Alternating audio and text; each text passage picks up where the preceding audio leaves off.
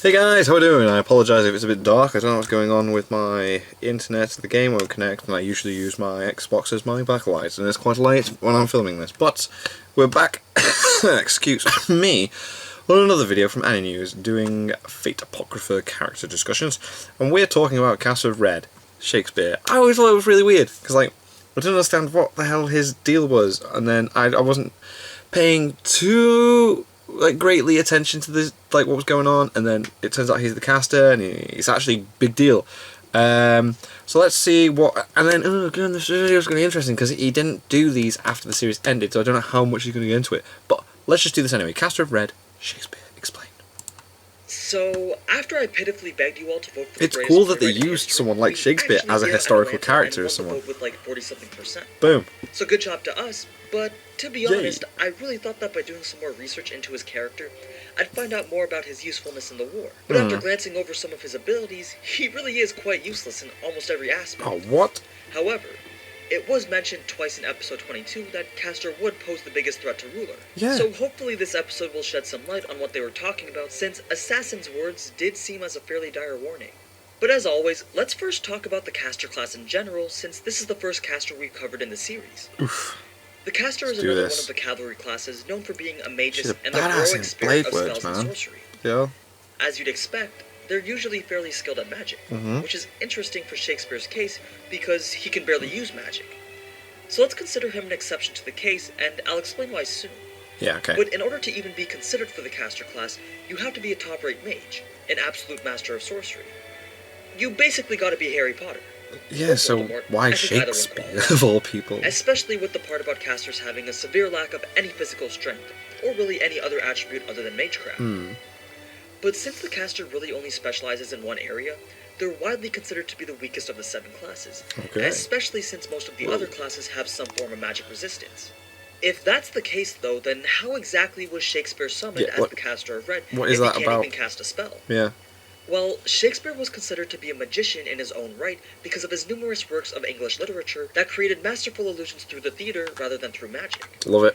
Essentially, That's cool. the sense of escapism that his stories provided from reality was a were sense of all powerful magic. illusions that could be created through magic. Right, love it. It was through That's these cool. works that he himself lived as a legend through the ages as the creator of some of the greatest stories of our time. And that poses a problem for anyone who's unlucky enough to summon him as their servant.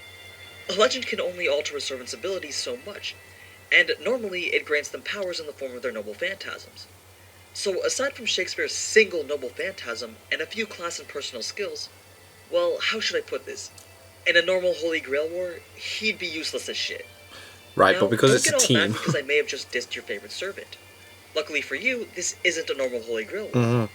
Unfortunately, though, it's a sad truth to take in. But I'll Team talk more versus about it when team. I get to his abilities.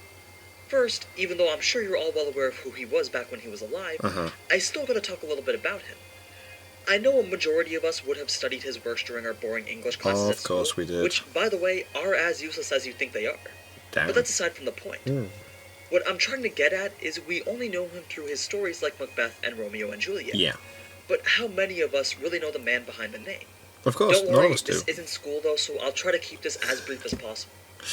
Born in the year 1564 in Stratford, England, William Shakespeare's story is not a tale of tragedy like so many of the other servants that we've come across. It's more like a story of success. At around the age of 19, Shakespeare started his career as an actor in London for a company called the King's Men. It wasn't until shortly after that he began to write his own scripts, which then became performances for the London stage. It only took a few for his name to become known, but once it did, it spread like wildfire. It even made some of his colleagues jealous enough to write their scripts that pretty much called Shakespeare out for being a phony playwright since he never attended university. To put it as relevant as I can, it was pretty much the 16th century version of YouTube diss tracks. But a little bit of shade didn't stop Shakespeare from taking the world by storm.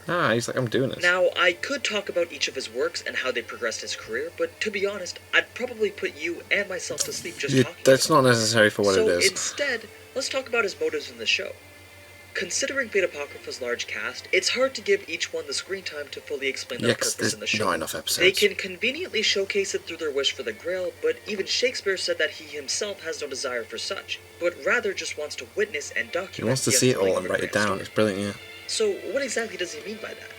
He sets himself aside from the other servants and places himself as a different role of what can only be described as the narrator or the observer. Mm-hmm. It's because he considers himself as such that he only gives his regards to those who he thinks are the protagonists. And it's pretty easy to spot who they are considering that we know who they are. But in case you don't pay attention, he's been limiting his interactions to the two rulers, a few of the servants, and he's expressed an interest in Sieg, but that's about it. Everyone else he just dismisses as mere side characters and pays them no mind. Yeah. The thing about Shakespeare, though, is that he'll do anything to have the story turn out the way that he envisioned. And since his most popular works are tragedies, he definitely enjoys seeing Shiro's story end in a similar manner, rather than with the boring He doesn't want him to. salvation of mankind. Yeah. So Doesn't want him it'd to be succeed. interesting to see how his particular story reaches its conclusion, since he's kind of like a third party with ulterior motives from He's the other. always in the background, man. I guess we'll just have to wait and see in episode 23, though. Now let's talk about what he's actually capable of. I'm sure plenty of you already saw him use his noble phantasm on Berserker, so you should have an idea of what exactly it does. Excuse me. It's called First Folio. First When the curtain Folio. rises, When the curtain the applause rises. shall be as 10,000 thunders. Put simply, it's What? the ultimate play. Shakespeare researches into his opponent's true identity and uses shadow actors and illusions to recreate scenes from their lives. Mm-hmm. It's referred to as an anti-heart noble phantasm because it doesn't do any physical damage, but is instead used to break the I victim's did like how he kept like being part His of the shadow scene, actors follow a just set like script that he himself talking. wrote as people It's from the brilliant. target's past life. They mock the target with well-thought-out lines that are supposed to root out traumas that cause severe amounts of mental anguish. These shadow actors aren't autonomous, though, and can only follow the laid-out script. So if a response seems off to the target, they can figure out that it's just an illusion.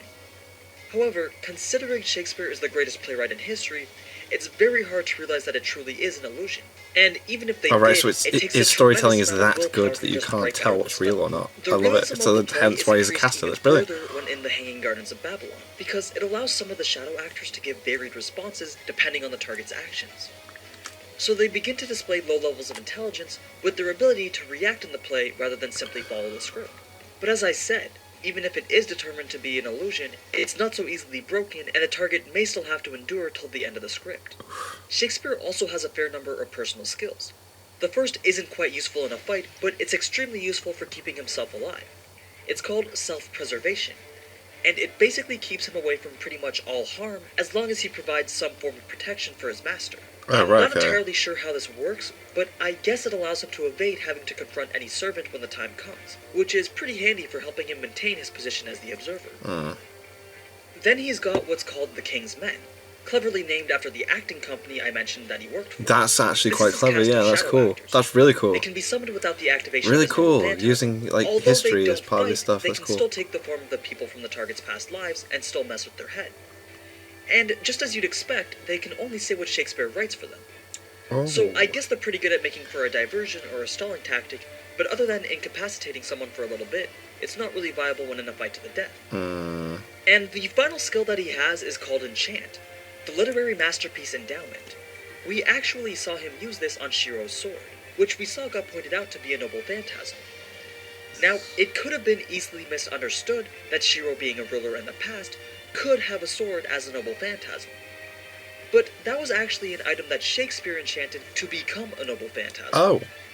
Servants who are known for being notable writers are able to essentially turn any item or weapon into a noble phantasm by adding functions to it that would exceed the item's natural limits. That's cool. All he has to do is write about it and add the details that he wants. Which, in Shiro's case, was to make his sword stronger by stating that it could cut through anything and receive all attacks. Wow. Of course, it was written in greater detail, but you get Of the course, gist. like Shakespeare The wouldn't more just creative that the literary put those expression is, little the words stronger down. the effects are on the item. All these skills are pretty much used to make the fight more convenient for the master, because as you now know, Shakespeare tends to avoid all conflict. Yeah, because he can't Instead, fight. he strengthens his master and lets him do the fighting instead. Which is But decent. realistically, if his master wasn't Shiro, a master wouldn't It stand a won't chance work. against a Yeah, servant. it really won't work. But yeah, that's everything that you really need to know about the greatest writer in history.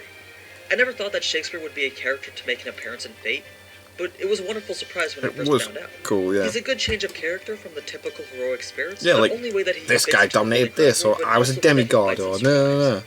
The man just wants to witness the greatest story of time.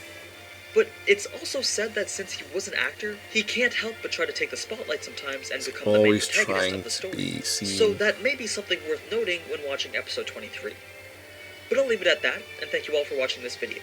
Also, if you want to help decide which servant I cover next, then go vote in the poll under the community section. But until next time, ciao. Ciao. That was cool. No, I liked the whole, like, Shakespeare being the thing, but it makes sense when you look at it, like, him being a caster is the fact that, like, he creates the illusion via story, which is a really interesting way of looking at it. It's cool. Like, you read a book and you envision it. That's just really cool. Never thought about it that way. That's awesome. So there we go. Because I didn't know what to expect from that video, but that was awesome. So yeah, that's class. My list has changed, but I don't know. I will be doing just whatever one he came out with next. But yeah, still continuing with these. Really enjoying these. And there was something I wanted to say. It doesn't matter. So yeah, thank you guys very much for watching. What do you guys think of that? What do you guys think of this? Click like, subscribe if you haven't already. Leave comments down below. Let me know what you watch and discuss in future videos. And I'll see you guys. It's all of you guys next time.